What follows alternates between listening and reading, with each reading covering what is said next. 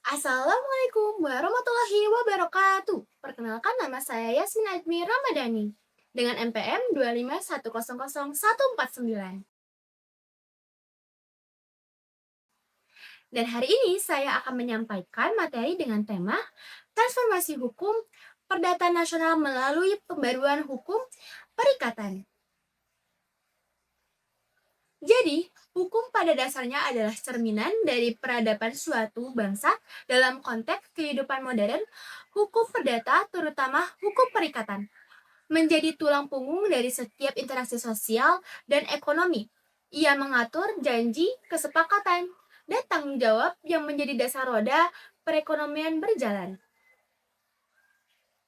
Namun, perlu kita sadari bahwa hukum perikatan di Indonesia masih berakar pada sistem hukum Belanda, yaitu Burgerlijk Wetboek atau Kitab Undang-Undang Hukum Perdata KUHP Perdata yang disahkan sejak tahun 1847.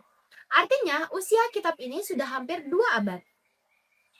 Sejak Indonesia merdeka, tahun 1945, muncul kekosongan hukum yang harus segera diantisipasi, maka melalui aturan peralihan dalam UUD 1945, KUHP Perdata tetap diberlakukan agar kehidupan hukum tidak terhenti.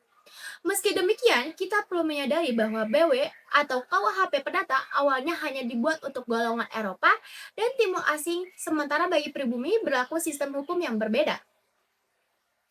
Inilah yang menjadi salah satu akar masalah kita.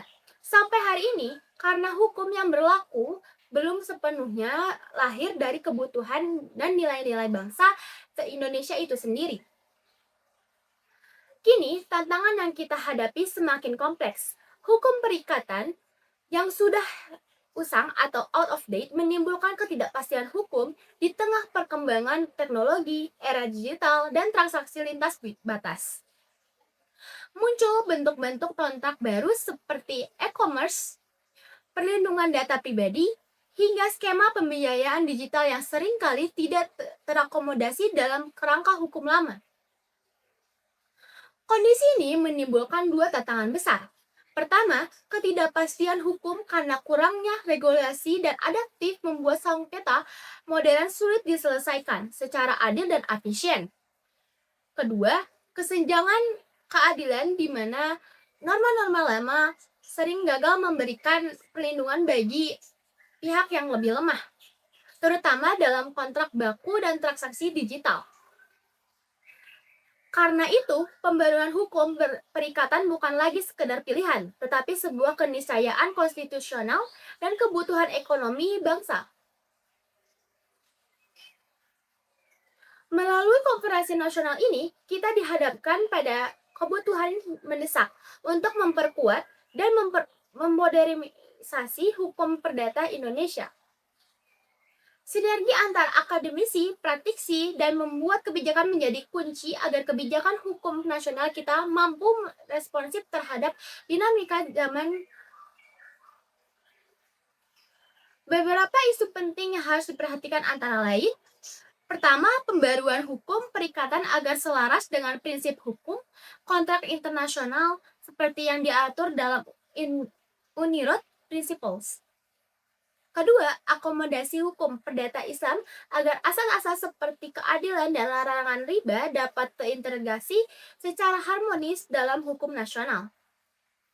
Selain itu, kita juga perlu menghadapi tantangan lain seperti harmonisasi hukum adat, sinkronisasi peraturan lintas batas, serta perlindungan hak anak dan perempuan di tengah perubahan sosial dan ekonomi.